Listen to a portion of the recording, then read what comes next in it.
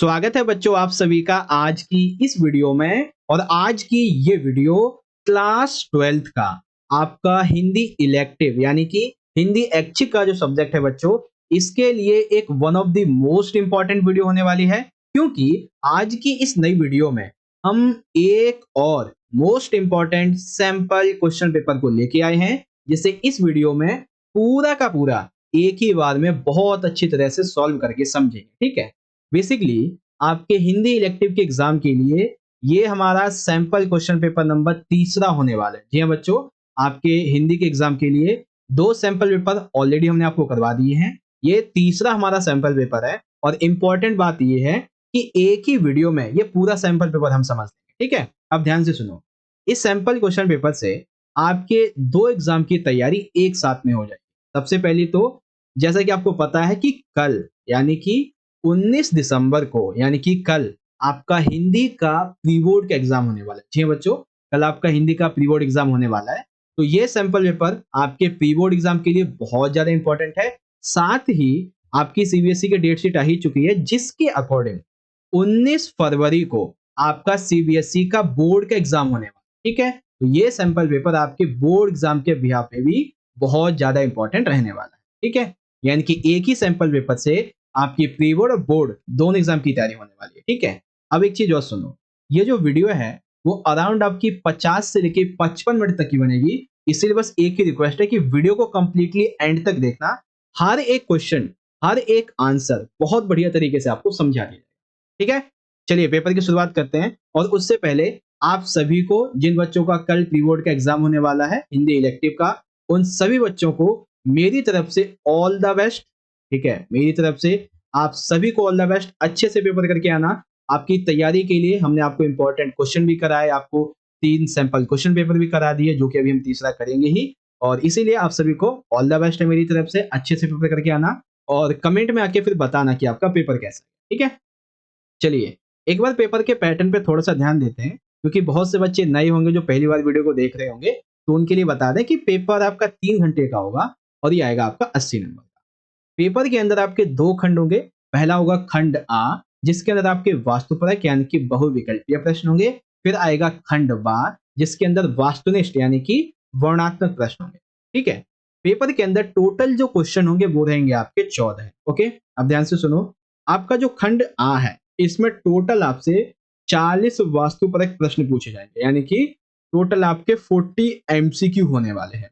ठीक है, और क्वेश्चन की बात कर लें तो आपके ये 6 क्वेश्चन होंगे अपठित गद्यांश काव्यांश का। ठीक है, अभिव्यक्ति माध्यम अंतराल के काव्यांश गद्यांश और एमसीक्यू ये रहेंगे। ठीक है, उसके बाद खंड बा के अंदर जो है ये आएंगे आपके वर्णात्मक प्रश्न, और टोटल आपके ये 8 क्वेश्चन होंगे, जिसमें रचनात्मक लेखन, अभिव्यक्ति माध्यम, अंतराल के काव्यांश के गद्यांश के क्वेश्चन यानी कि चैप्टर के, और जो पोएम्स होती है उसके क्वेश्चन, उनकी सह व्याख्या, अंतराल के क्वेश्चन, ये सभी इसके अंतर्गत आ जाएंगे।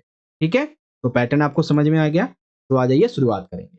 देखिए सबसे पहले एक चीज मैं आपको बता दूं, ये आपका जो पहला सेक्शन है खंड आ, जिसमें कि वास्तुपरक प्रश्न है, इसका आपका जो क्वेश्चन नंबर 1 रहेगा। ठीक है, और आपका क्वेश्चन नंबर जो सेकंड रहेगा, इसको यहाँ पे हम नहीं करेंगे, क्योंकि ये आपके पेपर में मोस्ट प्रोबेबली अलग ही आएगा। ठीक है, हालांकि इसको करना कैसे, इसकी टिप्स एंड ट्रिक्स मैं आपको पेपर नंबर 1 पेपर नंबर 2 दोनों में दे चुका हूं। तो आप अगर नहीं देखी आपने वीडियो तो जाके जरूर देख लेना।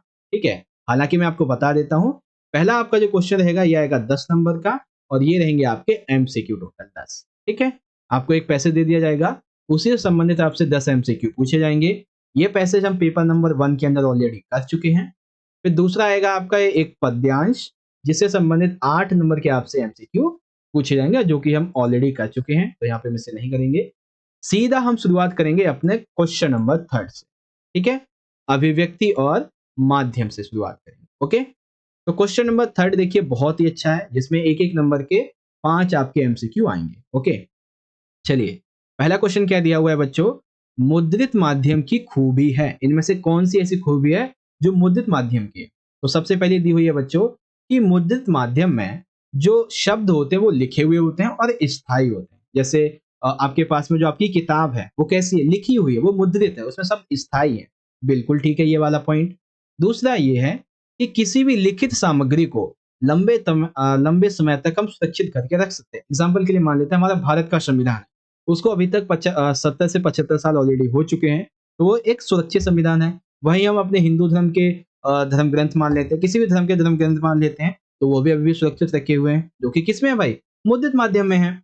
उसके बाद है, किसी भी खबर को अपनी रुचि के अनुसार पहले भी पढ़ सकते हैं और बाद में भी पढ़ सकते हैं। यानी कि जैसे आपके पास में ये अखबार आता है, ठीक है? तो हम क्या करते हैं अखबार में? मान लीजिए आपका जो इंटरेस्ट है वो खेल की न्यूज़ में है, और खेल की न्यूज़ जो है इस अखबार के बेसिकली दी हुई है तीसरे पेज पे। तो आप सीधा डायरेक्टली तीसरे पेज पे जा सकते हैं, खेल की न्यूज़ को पढ़ने के लिए, ठीक है? अब उसके बाद में आपकी मर्ज़ी, आपको जो न्यूज़ जैसे पढ़नी है, आप उस हिसाब से पढ़ सकते हैं। जो भी टॉपिक आपको पहले पढ़ना है, उस हिसाब से आप पढ़ सकते हैं, है ना? काफ़ी अच्छी बात है ये। यानी कि मुद्रित माध्यम की ये सारी की सारी खूबियाँ बिल्कुल राइट है। तो ऑप्शन नंबर आपका घ बिल्कुल सही हो जाएगा। अब ये इस क्वेश्चन से आपका एक 3 नंबर का क्वेश्चन कंप्लीट हो गया। कौन-सा? अगर पेपर में अभिव्यक्ति माध्यम का ये क्वेश्चन आ जाए, मुद्रित माध्यम की खूबियाँ लिखिए, तो आप ये 3 खूबियाँ लिख देना, पूरे 3 नंबर मिल जाएंगे। ठीक है बच्चों?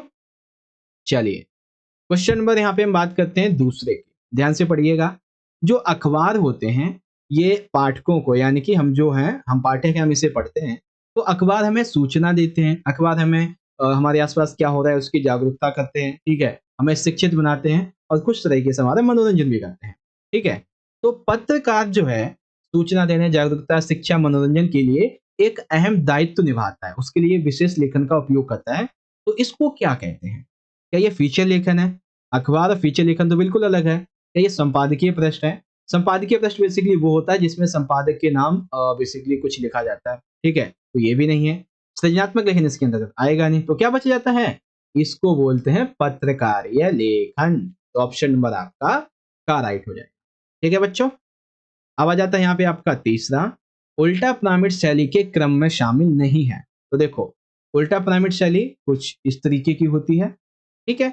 जिसमें नंबर 1 पे आता है आपका मुखड़ा, और मुखड़े में होती है सबसे महत्वपूर्ण बात, यानी कि किसी भी समाचार, किसी भी कहानी का जो क्लाइमेक्स होता है, ठीक है?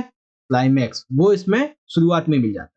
फिर बॉडी के अंदर आता है क्लाइमेक्स, यानी कि सबसे महत्वपूर्ण बात से थोड़ी कम महत्वपूर्ण बात, और समापन में आता है सबसे कम महत्वपूर्ण बात। लेकिन ये कहना कि क्लाइमेक्स से समापन में होता है, ये गलत है, क्योंकि क्लाइमेक्स समापन किस में होता है? किसी कहानी में होता है ऐसा, ठीक है? लेकिन उल्टा पिरामिड शैली में ऐसा नहीं होता। तो आपका ये घ निकल कर आ जाएगा, ठीक है?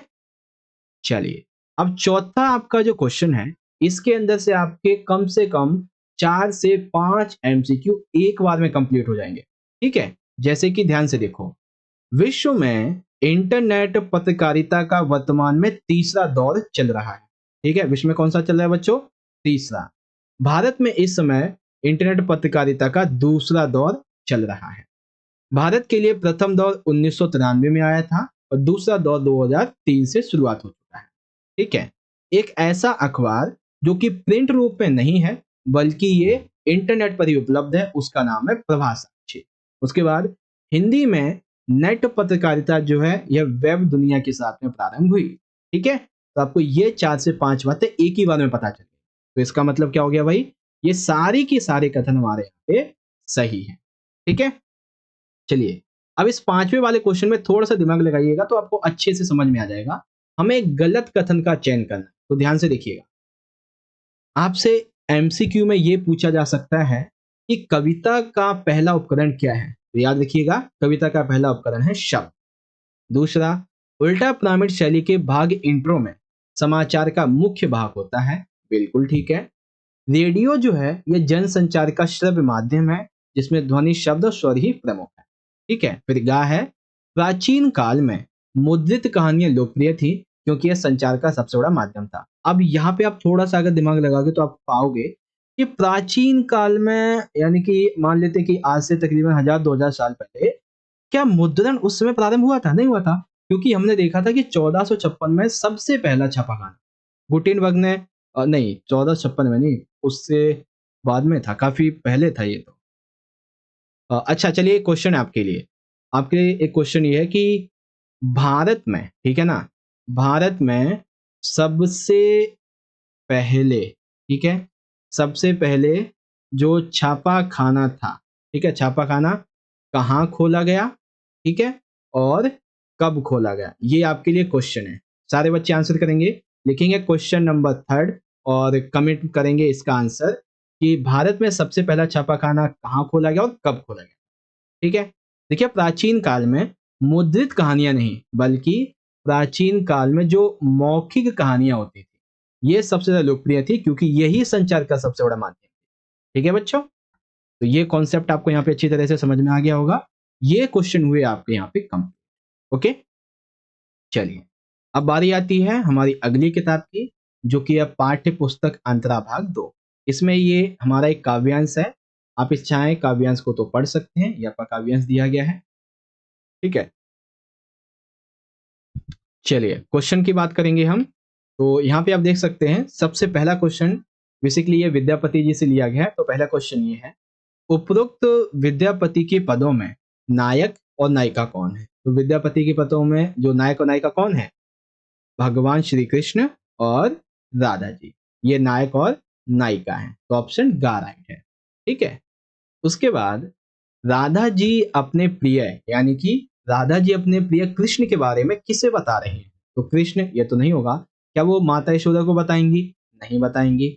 उद्धव को बताएंगी, नहीं, क्योंकि उद्धव तो कृष्ण जी के साथ में मथुरा चले गए थे, तो उन्हें भी नहीं। तो किसे बता रही थी, राधा जी सखी को बता रही थी अपने प्रिय कृष्ण के बारे में। ठीक है, नायिका अर्थात राधा जी भूमि पर बैठने के बाद उठ नहीं पाती क्योंकि अर्थात उनकी एक जो सखी है वो कृष्ण के पास में जाती है, वो कहती है कि हे कृष्ण, तुम्हारे प्रेम में राधा यानी कि विद्यापति के अनुसार जो नायिका है वो भूमि पर बैठने के बाद उठ नहीं पाती है। ऐसा क्यों, क्योंकि विरह में उसे जो पीड़ा मिल रही है उसने उसे बहुत ही ज्यादा कमजोर कर दिया है, इस वजह से वो धरती से उठ नहीं पाती है। ठीक है, चौथा क्वेश्चन, उपरोक्त पंक्तियों में कलमुख शब्द का क्या अर्थ है। देखिए कलमुख नहीं, कमल मुख, तो आंसर उसी में ही है, कमल के मुख वाला अर्थात जिसका मुख कमल के समान हो वो है कमल मुख। ठीक है, ऑप्शन नंबर आपका घ राइट है। पांचवा आ जाता है, कुसुमति कानन हेरी कलमुखी। तो इसमें कौन सा अलंकार है, तो ध्यान से देखेंगे यहाँ पे क्या है, का। ठीक है ना, ये तीन वर्ण इनकी कई बार आवृत्ति हो रही है। जब किसी भी वर्ण की एक से अधिक बार आवृत्ति होती है तो वहां पे आता है बच्चों अनुप्रास अलंकार। ठीक है, तो ये आपको समझ में आ गया अनुप्रास अलंकार के बारे में। चलिए ये आपका हो गया काव्यांश वाला क्वेश्चन। आगे बात कर लेते हैं। अब क्वेश्चन नंबर 5 है हमारा जो कि लिया गया है प्रेम धन की छाया स्मृति वाले पार्ट से। आप चाहो तो इसे पढ़ लो। चलिए हम भी पढ़ते हैं। 16 वर्ष की अवस्था तक पहुंचते पहुंचते तो समवयस्क हिंदी प्रेमियों की खास मंडली मुझे मिल गई। किसे, प्रेमचंद। ठीक है, प्रेमचंद नहीं प्रेमधन बेसिकली। ठीक है, जिनमें श्री काशी प्रसाद जी जायसवाल, ठीक है, भगवान दास जी हलाना, ये कुछ कुछ नाम है। हिंदी के पुराने लेखकों की चर्चा बराबर इस मंडली में हुआ करती थी। मैं अब भी अपने को एक लेखक मानने लगा। हम लोगों की बातचीत प्राय लिखने पढ़ने की हिंदी में हुआ करती थी जिसमें निसंदेह शब्द इत्यादि आया करते थे। एमसीक्यू देखते हैं क्या है। पहला एमसीक्यू है कि प्रेम धन की छाया स्मृति पाठ की विधा क्या है, यानी कि ये किस तरह का पाठ है। क्या ये कोई यात्रा वृतांत है, क्या ये कोई डायरी लेखन है, क्या ये कोई नाटक है, नहीं, बल्कि ये एक संस्मरण निबंध है। ठीक है, क्या है, संस्मरण निबंध है। तो गा राइट है। ओके, उसके बाद है कि लेखक रामचंद्र शुक्ल को किस आयु में लेखक की मंडली मिल गई थी। ठीक है, तो कब मिली थी, अभी हमने देखा था 16 वर्ष की अवस्था। ठीक है, तो ऑप्शन आपका का वाला राइट है। उसके बाद रामचंद्र शुक्ल की मित्र मंडली का नाम उर्दू भाषी लोगों ने क्या रख दिया था। ठीक है, ये इसमें नहीं उसी में दिया हुआ है। क्या रखा था उर्दू भाषी लोगों ने, ये रख दिया था बच्चों निसंदेह मंडली। ठीक है, तो लिख देंगे यहाँ पे ऑप्शन नंबर आपका खा वाला राइट है। आगे आ जाता है पांचवा क्वेश्चन, प्रेमधन जी के स्वभावगत विशेषता इनमें से कौन सी नहीं, यानी कि प्रेमधन की जो स्वभाव है उसके संबंध में इनमें से कौन सी विशेषता है। तो वो रईसी थी, उनकी बातों में वक्रता और विलक्षणता थी, उनकी बातों से तबीयत दादी टपकती थी। बिल्कुल ठीक है, यानी कि उपरोक्त सभी, ये हमारा राइट हो जाएगा। ठीक है बच्चों, अब अगला क्वेश्चन है, लेखक के पिता रामचंद्र शुक्ल जी के पिता ने उन्हें किस साहित्यकार के नाटक सुनाए थे। ठीक है, तो शुरुआत में जब लेखक का परिचय होता है तो उनके जो पिता थे उन्हें किसके साहित्यकार सुनाते थे, भारतेंदु हरिश्चंद्र। किसके? भारतेंदु हरिश्चंद्र। ठीक है, तो ये हो गया आपका यहाँ पे क्वेश्चन नंबर 5 भी कंप्लीट। देखिए हम यहाँ पे क्या कर रहे हैं, सीधा सीधा जो हमारा आंसर है उसकी हम बात करें, फालतू में टाइम वेस्ट नहीं करेंगे। ओके, अब यहाँ पे आती है हमारी दूसरी वाली किताब। ओके, अब ये दूसरी वाली किताब है पूरक पाठ्य पुस्तक अंतराल भाग 2। आइए क्वेश्चन को देखते हैं। पहला क्वेश्चन हमारा ये है, सूरदास की झोपड़ी की आग को किस आग के समान लगा बताया गया है। ठीक है, तो पहले तो ये समझो, सूरदास की झोपड़ी में आग जो थी वो आखिर किसने लगाई थी। ठीक है, तो हमें पता है किसने लगाई थी भाई, आग लगाई थी भैरव ने। अब ये पूछा जाए क्यों लगाई थी, तो सबसे पहला रीजन तो ये था कि सूरदास ने सुभागी को शरण दी थी। ठीक है, तो भैरव को लगता था इसने हमारे पर्सनल मामले में इंटरफेस किया है। और भी एक दो कारण थे, लेकिन ये जो आग लगाई गई इसको किसके समान बताया गया ये बताओ। तो ये बेसिकली क्या कोई ये प्रेम की आग थी? बिल्कुल नहीं। ये दुख की आग थी? नहीं। ये विजय की आग थी? नहीं, बल्कि ये भैरव के लिए ईर्ष्या की आग के समान थी। वो बदला लेना चाहता था इसलिए। तो क्या बोलेंगे, गा वाला ऑप्शन आपका राइट है। ठीक है, उसके बाद देखिए यहाँ पे दिया गया है, बिस्कोहर माटी पाठ किस विधा में लिखा गया है। तो बिस्कोहर माटी पाठ आप सभी को पता है वो क्या है, वो स्वयं जो लेखक है, लेखक विश्वनाथ, उसकी एक आत्मकथा है। ठीक है, तो स्वयं की ये आत्मकथा है उसकी। ओके, उसके बाद तीसरा क्वेश्चन आ जाता है, लेखक विश्वनाथ ने माँ की तुलना बतख से क्यों की है। ठीक है, क्या बतख नजरों के सामने रखने के कारण अपने बच्चों को, बच्चों के प्रति सतर्कता रखने के कारण, उसके खाने पीने के ध्यान रखने के कारण, उसकी देखभाल करने। अब यहाँ पे देखो आपको ना ये तीन ऑप्शन लगेंगे कि हाँ भाई हो सकते हैं, वेल हो भी सकते हैं, लेकिन जो एकदम सही सटीक आंसर बैठेगा वो ये रहेगा कि बच्चों के प्रति सतर्कता रखने के कारण। अब इसी में खाने पीना, देखभाल, नजरों के सामने खतरों से बचाना, ये सब इसी में आ जाए। ठीक है, चलिए चौथा क्वेश्चन आ जाता है, इसमें मैं कुछ कथनों पे विचार करना है। सबसे पहला दिया गया है बच्चों, वर्तमान के युग में औद्योगिक विकास ने क्या किया है, नदियां नाले जो हैं इनको गंदा कर दिया है। ठीक है, लोगों के द्वारा इन नदियों में नालों में कूड़ा करकट, कल कारखाने जो उद्योग होते हैं इनसे रासायनिक पदार्थ निकलता है जिससे कि रिवर्स पॉल्यूटेड हो रही हैं। बिल्कुल ठीक है, इन सभी कारणों से नदियां सड़े नालों में बदल रही हैं। शिप्रा, चंबल, नर्मदा, चोरल आदि इन सभी नदियों के विकास की सभ्यता ने गंदे पानी के नालों में बदल दिए हैं। बिल्कुल ठीक है, यानी कि सारी बातें सही है, अर्थात घा वाला हमारा ऑप्शन बिल्कुल राइट हो जाएगा। ठीक है बच्चों, अब ये जो पांचवा क्वेश्चन है ये बहुत ही डिफिकल्ट है। इसमें आप थोड़ा सा अगर दिमाग लगाओ तो आंसर कर लोगे, वरना नहीं कर पाओ। क्वेश्चन क्या है, सूरदास की झोपड़ी पाठ में गरीब की हाय बड़ी जानलेवा होती है, यह कथन किसका है। तो गरीब की हाय बड़ी जानलेवा होती है, कथन किसका है। तो आपको लग रहा होगा कि ये कथन होगा सूरदास का।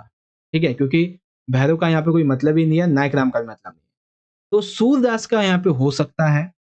ठीक है, बट ऐसा नहीं है। आपको लगेगा कि झोपड़ी तो उसी की जली थी, तो गुस्से में इसी ने बोला होगा कि गरीब की हाय बड़ी जानलेवा होती है, लेकिन ऐसा नहीं है।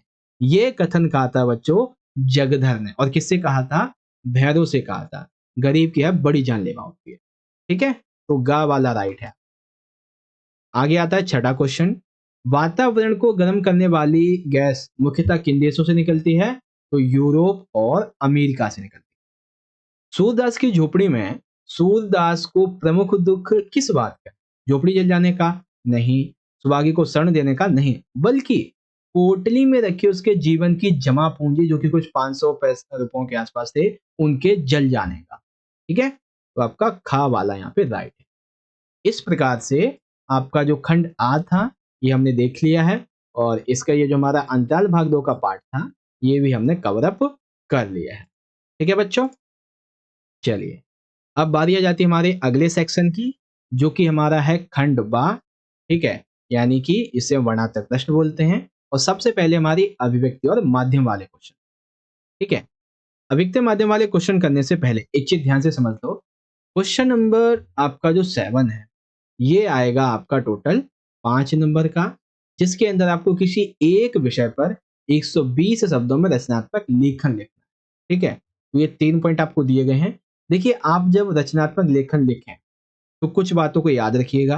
जैसे कि सबसे पहली बात, रचनात्मक लेखन में आप अपने दृष्टिकोण को, ठीक है ना, आप अपनी बातों को जरूर लिखें, ठीक है। दूसरी बात, रचनात्मक लेखन में आप चाहें तो किसी अभियान के बारे में, ठीक है, उसका एग्जाम्पल दे सकते हैं। रचनात्मक लेखन करते समय आप इस बात का जरूर से ध्यान रखें कि उसकी जो भाषा है, ठीक है, वो बहुत ही सरल होनी चाहिए, बहुत ही सहज होनी चाहिए, बहुत ही एक तरीके से हम कह सकते हैं कि आसान भाषा होनी चाहिए, जिसे आम व्यक्ति आसानी से समझ सके। एक दो बातें और याद कर लेना, ठीक है। अब मार्क्स कैसे मिलेंगे?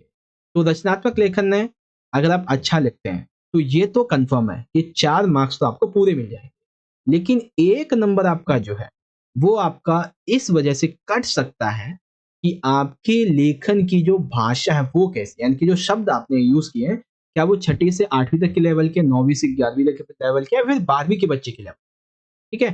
तो ये चीजें होती हैं। हालांकि यहाँ पे जो टॉपिक मैंने लिया है शिक्षा का महत्व, इस पे रचनात्मक लेखन ऑलरेडी मैं आपको बता ही चुका हूँ, तो आप चाहो तो इसे पढ़ बेशक से लेना, मैं आपको ऑलरेडी बता चुका हूँ, ठीक है। चलिए, क्वेश्चन नंबर 8 से हम शुरुआत करेंगे। यहां से हमारे क्वेश्चन आंसर शुरू होंगे। अब इसमें हमें क्या करना है, 8वें क्वेश्चन में 2 प्रश्नों का हमें उत्तर देना है, और ये आपके 3-3 नंबर के। पहला क्वेश्चन क्या है बच्चों, विभिन्न जनसंचार माध्यमों में टेलीविजन जो माध्यम है, टीवी जो है, इसकी आपको खूबियां और इसकी खामियां बतानी है, ठीक है। खूबियां और खामियां बतानी है। तो आ जाइए देखते हैं। देखो, सबसे पहले यहाँ पे हम बात करेंगे टेलीविजन माध्यम की खूबियों के बारे में, ठीक है। अब एक चीज देखो, आपसे पेपर में खूबियां और खामियां 3 नंबर में एक ही साथ में आ जाती हैं, तो 3 खूबियां बताना, 3 खामियां बताना। लेकिन 3 नंबर में केवल खूबी आती है तो 5 खूबी बता देना, केवल खामियां आती है तो 5 खामियां बताना, जो कि आपको मैं यहाँ पे बता दे रहा हूँ, ठीक है। टेलीविजन माध्यम की सबसे पहले खूबियों की बात करते हैं। टीवी के क्या क्या बेसिकली बेनिफिट हो सकते हैं, ठीक है। एक टीवी है ये, तो इस टीवी के बेसिकली क्या क्या बेनिफिट हो सकते हैं ये आपको बताने हैं, ठीक है। तो आ जाइए देखते हैं। ओके, सबसे पहले तो ये, टीवी के माध्यम से पूरे विश्व में घट रही घटनाओं का घर बैठ के सीधे हम लाइव प्रसारण देख सकते हैं। एग्जाम्पल के लिए यहाँ पे मैं क्रिकेट का एग्जाम्पल ले लेता हूँ। क्रिकेट जो भी लाइव होता है, T20 वर्ल्ड कप, ओडीआई जो भी है, तो वो जो लाइव होता है, ठीक है, मैच स्टेडियम से, वो हम सीधे अपने टीवी में देखते हैं, ठीक है। तो ये इस चीज को दर्शाता है। अभी वर्तमान में वॉर चल रहा है 2 कंट्री के बीच में, ठीक है, तो वो भी हम उसकी न्यूज में देख सकते हैं। टीवी के माध्यम से हम मनोरंजन, जैसे मूवीज को देखना, बच्चे कार्टून देखते हैं, ठीक है, कॉमेडी शो आते हैं उनको देखते हैं, तो उससे मनोरंजन होता है। साथ ही ज्ञानवर्धन, जैसे साइंस से संबंधित कुछ प्रोजेक्ट के शो आते हैं, ठीक है, कुछ डिस्कवरी आती है तो उससे ज्ञानवर्धन प्राप्त होता है। तो उत्तम साधन है इस मामले में। टीवी जो है, इससे हम दृश्यों को देखते भी हैं, देखने के साथ में सुनने का भी आनंद लेते हैं एक ही साथ, तो इससे बहुत अच्छा लगता है।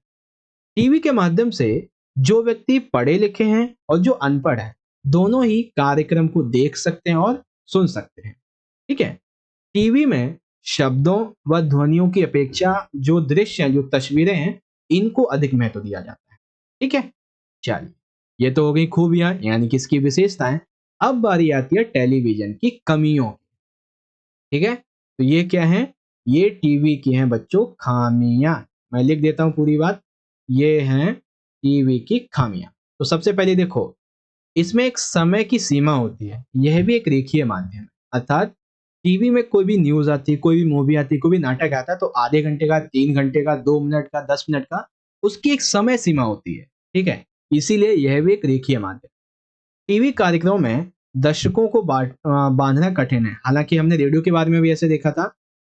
टीवी में आप 3 घंटे तक मूवी को एक व्यक्ति देख रहा है तो आप दिखा सकते हो, लेकिन उसके बाद में एक और मूवी लगा दो आप, तो बहुत मुश्किल है उसको बांधे रखना, ठीक है। बड़े बड़े जब नाटक आते हैं तो उसको भी नहीं लोग देखते हैं, ठीक है। इससे दृश्य श्रव्य, यानी कि विजुअल व शब्द वाइड्स में संतुलन बनाना बहुत कठिन होता है। यानी कि आप जो बोल रहे हैं, जो चित्र चल रहा है, इन दोनों का कॉम्बिनेशन बैठाना बहुत मुश्किल होता है, ठीक है। कार्यक्रम का सीधा प्रसारण कभी कभी सामाजिक उत्तेजना को जन्म दे सकता है। जैसे कि मान लेते हैं सामुदायिक हिंसा चल रही है कहीं पे, ठीक है, तो वहां का अगर आप लाइव प्रसारण दे रहे हैं, तो जो जिस भी वर्ग का व्यक्ति उससे शोषित होगा, वो जो दूसरी जगह देख रहा होगा ना, वो अपने आसपास के लोगों को बेसिकली मारने लगेगा, ठीक है, वो कहेगा वहां पे हमारे लोगों को मारा जा रहा है, ये है वो है, तो इससे उत्तेजना ये भी बढ़ता है, ठीक है। टीवी के माध्यम से नग्नपन, हिंसा, रोमांस, इसको प्रोत्साहन मिलता है और भाषा का विस्तार बहुत कम होता है। टीवी के माध्यम से लाभ को ध्यान में रखकर तैयार किया जाता है, इनकी टीवी जो है इसमें जो भी आपको चीजें दिखाई जाती हैं वो बेनिफिट के माध्यम से दिखाई जाती है और ये टाइप्ड होता है, ठीक है। तो ये कॉन्सेप्ट था बच्चों टेलीविजन की खूबियां और खामियों के बारे में। आगे जाते अगले क्वेश्चन की बात करते हैं। समाचार और फीचर का तुलनात्मक वर्णन कीजिए, यानी कि समाचार और फीचर आपको इसमें डिफरेंस करना है, ये आपको बताना है, ठीक है। तो आ जाइए देखते हैं। सबसे पहले बात करेंगे समाचार की, फिर फीचर। समाचार में सबसे पहला पॉइंट तो ये कि समाचार का कार्य होता है पाठकों को सूचना देना, ठीक है। इसका उद्देश्य पाठकों को ताजी घटना से अवगत कराना है। समाचार के अंदर एक शब्द सीमा होती है और समाचार में लेखक के विचारों या फिर लेखक की कल्पना को कोई स्थान नहीं मिलता है और समाचार में फोटो हो या ना हो मैटर नहीं करता, ठीक है। तो ये समाचार की बात है। फिर फीचर की बात आ जाती है। तो फीचर बेसिकली एक व्यवस्थित तरीके से नए नए चीजों के द्वारा लिखा गया एक आत्मनिष्ठ लेखन, ठीक है, यानी कि सुव्यवस्थित सृजनात्मक आत्मनिष्ठ लेखन है। इसका उद्देश्य पाठकों को सूचना देना भी होता है, उन्हें शिक्षित करना भी होता है और मनोरंजन करना, सब कुछ होता है। फीचर में कोई शब्द सीमा नहीं होती, एक अच्छे से अच्छा फीचर 200 शब्दों का भी हो सकता है और 2000 शब्दों तक भी हो सकता है। फीचर के अंतर्गत फीचर को लिखने वाले लेखक की कल्पना, उसके विचार, इसको भी स्थान मिलता है। साथ ही यदि एक अच्छा फीचर आपको लिखना है, बनाना है, तो उसके साथ में अच्छा फोटो, अच्छा ग्राफिक्स, ये होना बहुत ही अनिवार्य होता है, ठीक है। तो ये कॉन्सेप्ट थे बच्चों आपको फीचर और समाचार के बारे में। आई होप अच्छी तरह से आप समझ गए होंगे। चलिए आगे बात करते हैं गा वाले क्वेश्चन की। आलेख या फीचर लेखन करते समय किन किन बातों को ध्यान में रखना जरूरी है। तो जब आप कोई भी आलेख लिखते हैं, फीचर लिखते हैं, तो आपको बहुत सारी बातें ध्यान में रखनी होती है, ठीक है।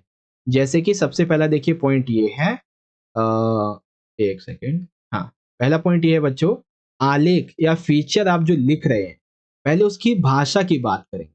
तो भाषा बहुत ही सरल, सरस और आपका जो विषय है उसके भाव के अनुसार होनी चाहिए, ठीक है। एक अच्छे फीचर फीचर के अंतर्गत ऐसी बातें लिखी हुई होनी चाहिए जो व्यक्ति के अंदर नई नई जिज्ञासा को जागृत कर सके, ऐसी क्षमता होनी चाहिए। एक अच्छे फीचर के अंदर विचार जो है वो अधिक होने चाहिए। एक अच्छे फीचर के अंदर किसी भी बात को बार बार दोहराना नहीं चाहिए। एक अच्छे फीचर के अंदर हर एक विषय, हर एक बात नई होनी चाहिए, ताजगी युक्त होनी चाहिए। और एक अच्छे फीचर के अंदर उसका आकार बहुत बड़ा नहीं होना चाहिए, काफी सूक्ष्म होना चाहिए, ठीक है। तो एक अच्छे फीचर की ये कुछ कुछ विशेषताएं होनी चाहिए, ठीक है बच्चों। तो 8वां क्वेश्चन बहुत अच्छे समझ में आ गया। देखिए मैं आपका टाइम थोड़ा सा कंज्यूम करूंगा लेकिन आंसर आपको अच्छे से समझाऊंगा, ओके। चलिए अब यहाँ पे आता है क्वेश्चन नंबर 9, जिसमें हमारे कविता कहानी से संबंधित क्वेश्चन होंगे। क्वेश्चन नंबर 9 में 3-3 नंबर के 2 क्वेश्चन। पहला क्वेश्चन ये है, कविता लेखन के लिए आवश्यक किन्हीं 3 प्रमुख घटकों का वर्णन कीजिए, ठीक है। तो कौन कौन से 3 प्रमुख घटक हो सकते हैं। सबसे पहला घटक बेसिकली कविता लेखन का जो है वो है भाषा का सम्यक ज्ञान, अर्थात कविता लेखन के लिए आपके लिए ये जरूरी है कि आपको भाषा का पूर्ण ज्ञान होना चाहिए। अर्थात कवि कविता में भाषा भाषा के रोज नए प्रयोग करे, ठीक है, उसके प्रयोग के माध्यम से नए नए अनुभव प्राप्त करे। फिर शब्द विन्यास आ जाता है। कविता लेखन के समय कवि को अपने भाव को, अपने विचारों के अनुरूप जो शब्द हैं उनका चयन करना, ठीक है। छंद विषयक बुनियादी जानकारी। कविता लेखन में छंद जो है ना और तुकबंदी ये बहुत ही इंपॉर्टेंट, क्योंकि छंद जो है वो एक्चुअल में कविता को कविता का रूप देता है, उसको गायन का रूप देता है, ठीक है। इसीलिए छंद की पूर्ण जानकारी होनी चाहिए। कविता का कहने का आपका जो भाव है, आपका जो विचार है, ये उसके शब्दों के अंदर आपको दिखना चाहिए, लोगों को दिखना चाहिए, जो उसे सुने, जो उसे पढ़े, उन्हें पता चले, ठीक है। तो ये चीज, तो कविता लेखन के ये प्रमुख घटक हैं जो कि आपको यहाँ पे पता चले। अगला क्वेश्चन आ जाता है, कहानी लेखन में पात्र, चरित्र चित्रण और संवाद, इसके महत्व को उजागर कीजिए। तो कहानी लेखन में इन तीनों के बहुत इंपॉर्टेंट रोल होते हैं, ठीक है। एक एक करके समझते हैं। पहले पात्र, फिर चरित्र चित्रण, फिर संवाद। ठीक है, तो पात्र लिखेंगे। कहानी लेखन में पात्रों का अध्ययन कहानी की एक बहुत ही महत्वपूर्ण और बुनियादी शर्त है, क्योंकि हर एक पात्र का अपना स्वरूप, अपना स्वभाव, अपना उद्देश्य होता है। कोई भी एक कहानी है, 5 चोरों की कहानी है, तो हर एक चोर की अपनी अपनी अलग स्वरूप है, अलग स्वभाव है, उनका अलग उद्देश्य है। कहानीकार के सामने पात्रों का स्वरूप जितना स्पष्ट होगा, यानी कि जितना उसके सामने स्पष्ट होगा कि ये व्यक्ति, ये पात्र ये करेगा, इसका उद्देश्य, इसका स्वभाव, इसका स्वरूप ऐसा रहेगा, उतना ही अच्छा उसका चरित्र का चित्रण होगा, संवाद। फिर चरित्र चित्रण की बात आती है। पात्रों का चरित्र चित्रण पात्रों की अभिरुचियों के माध्यम से कहानीकार के द्वारा गुणों का बखान करके पात्र के क्रियाकलाप संवाद के माध्यम से किया जाता है। सर जी क्या कर रहे हो, समझ में नहीं आया। देखो समझा, देखो ध्यान से समझो। चरित्र चित्रण, पात्रों का चरित्र चित्रण। कोई एक कहानी है, मान लेते हैं रामायण ही कहानी है, ठीक है, उसमें हम मान लेते हैं राम जी का पात्र, ठीक है, तो बेसिकली हालांकि है तो रियलिटी, तो वो जो कहानी है, ठीक है, उसमें पात्र की अभिरुचि के माध्यम से, ठीक है, कहानी क्या क्या करता है, उसके गुणों का बखान करते हैं। जैसे श्री राम जी के गुण आप सभी को पता है, लक्ष्मण जी थोड़े गुस्से वाले थे, ठीक है, तो उनके जो गुण है उनके अलग हो गए। तो इन्हीं हिसाब से पात्र के क्रियाकलाप, उनके संवाद, राम जी के संवाद में आपको प्रेम, कोमलता ये दिखेगा, लक्ष्मण जी के संवाद में आपको थोड़ा सा क्रोध, थोड़ा सा आपको जल्दीपन दिखेगा, ठीक है ना, ये चीज है। फिर संवाद आ जाता है। कहानी में संवाद का विशेष महत्व है, क्योंकि संवाद ही कहानी को और कहानी के पात्रों को एक साथ करता है, उसे आगे बढ़ाता है, ठीक है। उसके बाद कहानीकार जिस बात को, जिस चीज को दिखा नहीं सकता, उसे संवाद के माध्यम से लोगों के सामने लेके जाता है, ठीक है। तो कहानी लेखन में पात्र, चरित्र, चित्रण, संवाद, इसके ये महत्व होते हैं, ठीक है बच्चों। तो ये कॉन्सेप्ट आई होप आपका क्लियर हो गया होगा अच्छे तरीके से। कविता लेखन के लिए आवश्यक प्रमुख घटक ये वगैरह वगैरह।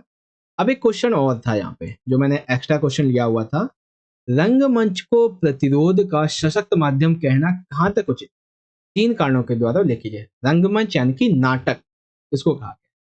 देखिए नाटक जो है वो स्वयं एक जीवंत माध्यम है, ठीक है, क्योंकि इसके अंतर्गत कोई भी दो चरित्र जब आपस में मिलते हैं तो विचारों का आदान प्रदान होता है, विचार में टकराहट पैदा होती है। यही कारण है कि रंगमंच प्रतिरोध का सबसे सशक्त माध्यम है। उसके बाद नाटक के अंदर जो भी नायक होता है, जो भी प्रतिनायक होता है, ये अपने हिसाब से तनाव, उत्सुकता, रहस्य, रोमांच और उपन्यास की ओर बढ़ते हैं।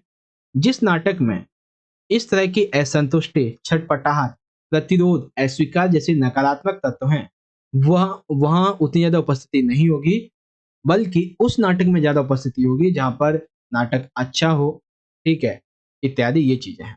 ओके, ये आपके क्वेश्चन हो गए। और अभिव्यक्ति माध्यम से संबंधित पिछली वीडियो के अंदर भी मैंने आपको बहुत सारे क्वेश्चन आंसर बताए थे, ठीक है। कुछ क्वेश्चन मैं आपको दिखा देता हूँ एक बार। जैसे यहाँ पे देख सकते हैं, ये हमारा ये वाला क्वेश्चन है। हाँ, पिछली वीडियो में आपको मैंने देखिए यहाँ पे बहुत से क्वेश्चन बताए थे, रेडियो माध्यम की खूबियां और खामियां वगैरह बताई थी आपको, ठीक है। विशेष रिपोर्ट क्या है, इसके क्या क्या प्रकार थे, ये आपको बताए थे। पत्रकारी लेखन क्या है, पत्रकारों के प्रकार। कविता रचना में छंद का क्या महत्व है, ये सभी बताया था। कहानी में कहानी और कथानक का क्या इंपॉर्टेंस है, ये भी आपको बताया था। नाटक जो है इसके मुख्य तत्वों का योगदान क्या है, ये भी आपको मैंने बताया था। बहुत सारे क्वेश्चन पिछले सैंपल पेपर में भी मैंने आपको बताए थे, ठीक है। चलिए, अब यहां से शुरुआत होगी बच्चों हमारे अगले इंपॉर्टेंट पार्ट की, जो कि है हमारी पाठ्य पुस्तक से संबंधित। जो पहली हमारी है अंतरा भाग 2 और अंतराल भाग, ठीक है। तो सबसे पहले अंतरा भाग 2 का जो काव्य खंड है उससे संबंधित क्वेश्चन को देखते हैं। तो पहला क्वेश्चन बच्चों ये है, मतलब पहले ये समझो 10वें क्वेश्चन में आपके 2 नंबर के 3 क्वेश्चन होंगे, आपको कोई 2 करते हैं। पहला क्वेश्चन ये है, कार्नेलिया का गीत कविता में जयशंकर प्रसाद जी ने भारत की किन विशेषताओं की ओर संकेत किया है, ठीक है।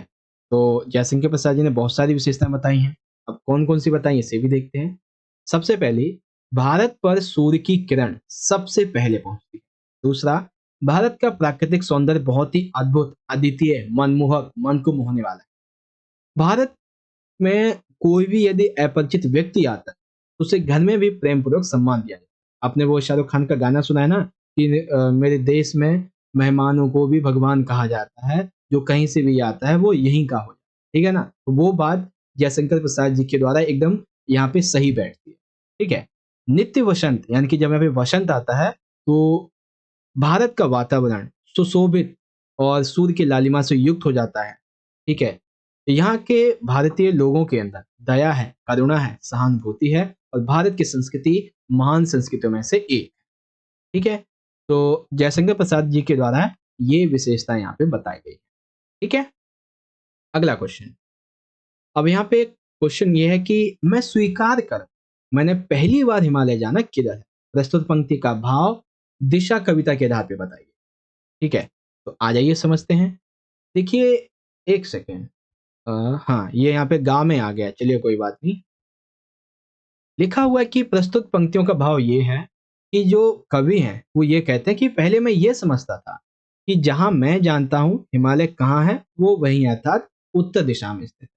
लेकिन जब मैंने बच्चे से पूछा तो उसने उसकी विपरीत दिशा बताई। तब मुझे पता चला कि वो तो गलत है। यहाँ पे कवि के कहने का ये मतलब है कि हर मनुष्य के अपने सोचने समझने का अपना नजरिया होता है, ठीक है? वो यथार्थ उसका अलग अलग हो सकता है। उसी आधार पे वह तय करता है कि क्या सही है क्या नहीं। और बच्चे ने भी यही किया। बच्चे ने क्या किया?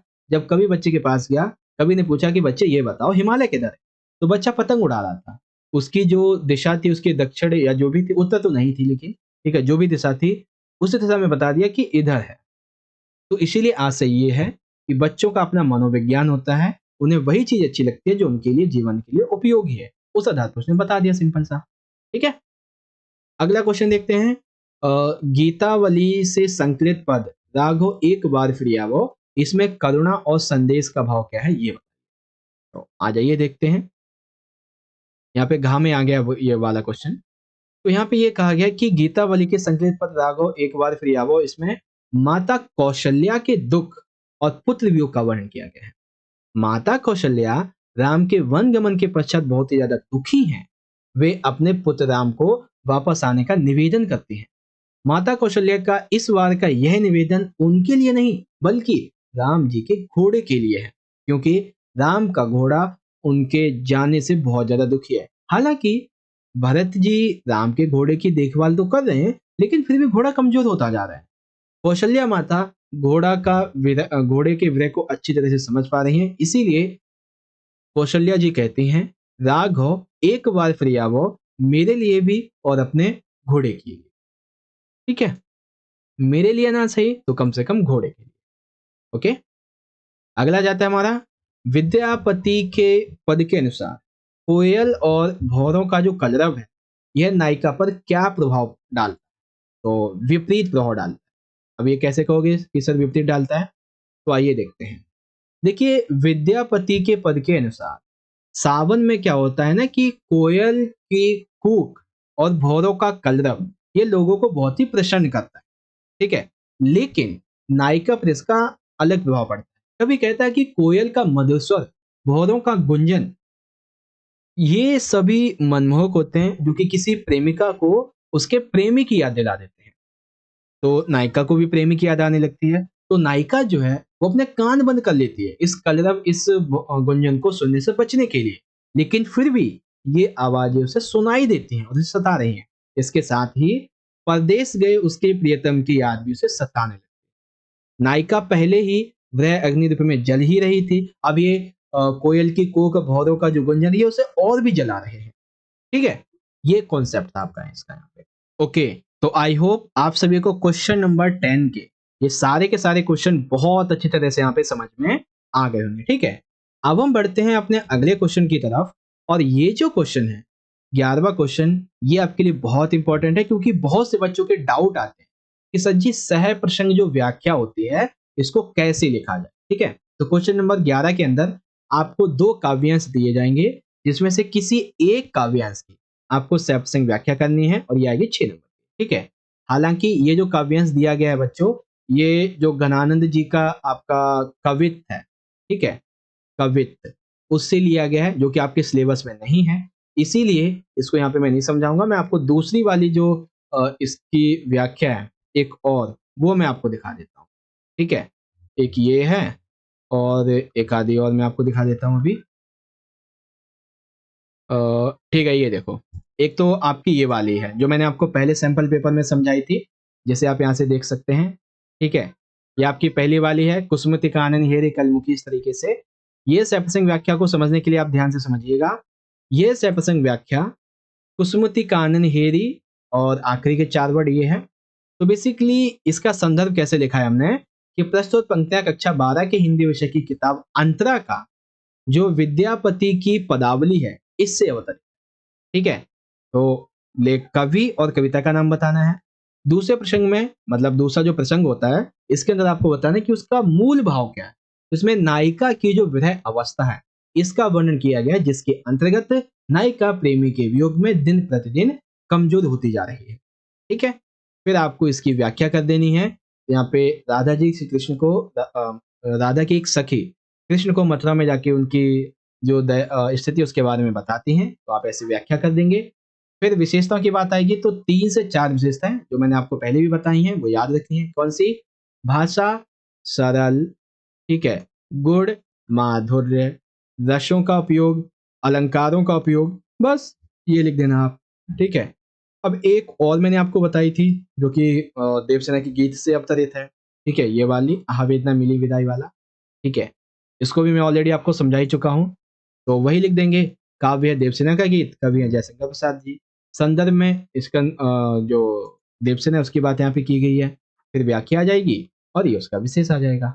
ठीक है, इसी तरीके से इसमें भी मैंने आपको समझाया था, ये मलिक मोहम्मद जैसी का जो 12 मासा है उससे अवतरित है। ओके, तो ये कुछ कुछ है जो कि आपको यहाँ पे पता होने चाहिए थे। चलिए, अब आगे बढ़ेंगे हम अगले क्वेश्चन की तरफ। तो अगला है हमारा क्वेश्चन नंबर 12। ठीक है, अब ये 12वां क्वेश्चन है हमारे चैप्टर से संबंधित। तो क्या दिया गया है? 2 नंबर के 4 क्वेश्चन, किन्हीं 2 का आंसर देना है। पहला क्वेश्चन ये है, संभव और पारों के द्वारा लगाई गई मनोकामना की गांठ, इसका क्या परिणाम?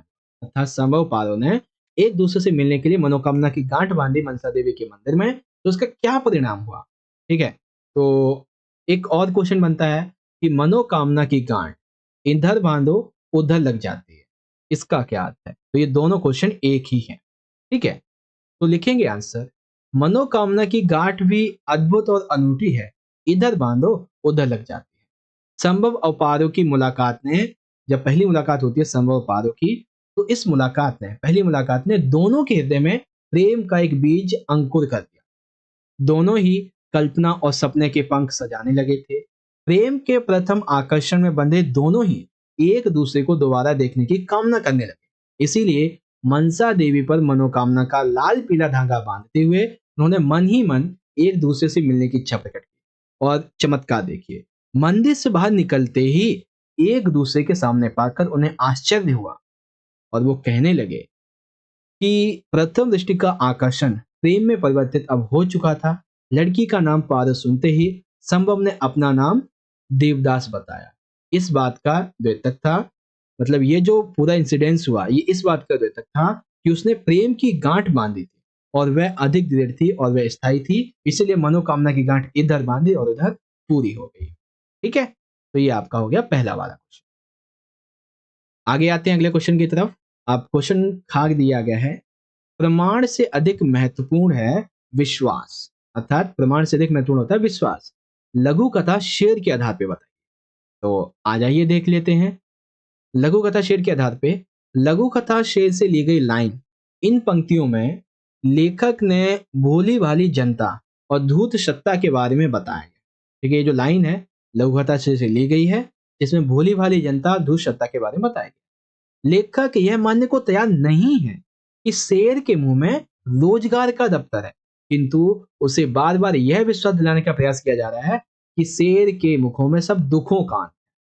शेर का मुंह हिंसा का प्रतीक है और यह सभी जानवर जानते भी हैं, लेकिन किंतु केवल विश्वास दिलाने पर वे स्वेच्छा से उस मुंह के अंदर जा रहे हैं। कुछ ऐसा ही आज है।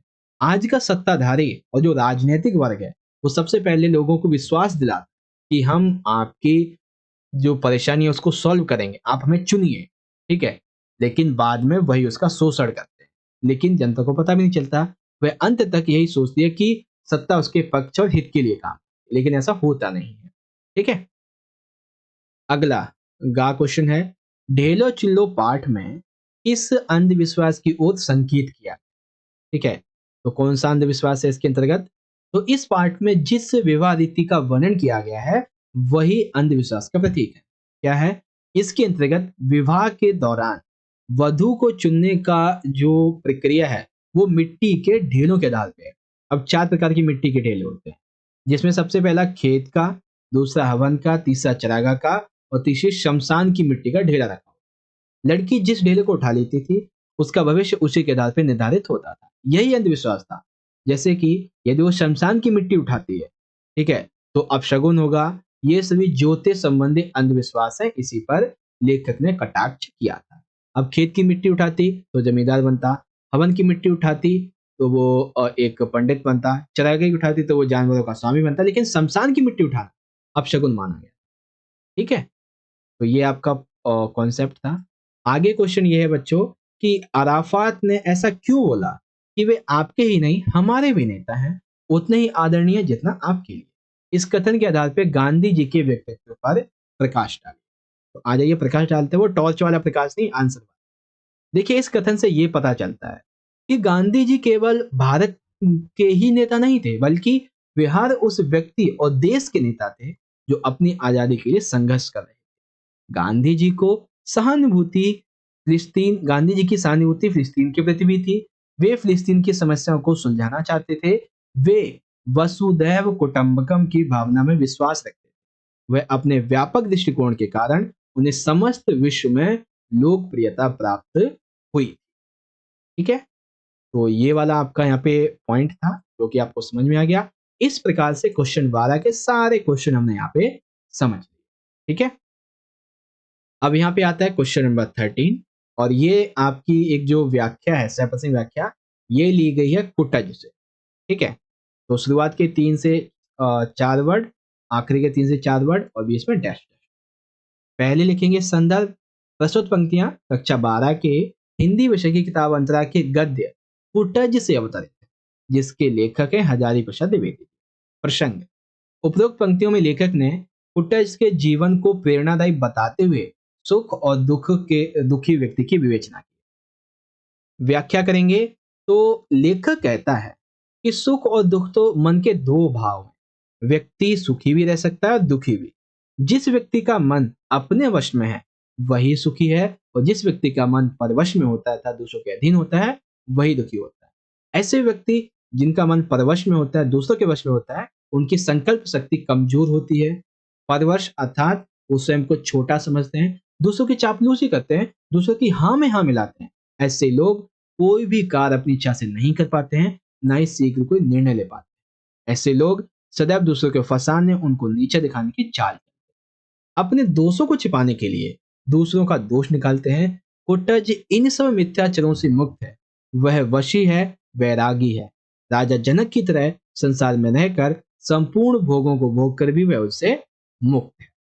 ठीक है, फिर विशेष आ जाएगा तो दुख सुख की समीक्षा है, विवेचनात्मक शैली का उपयोग है, संत के साथ खंडी बोली है, तत्सम शब्दावली है।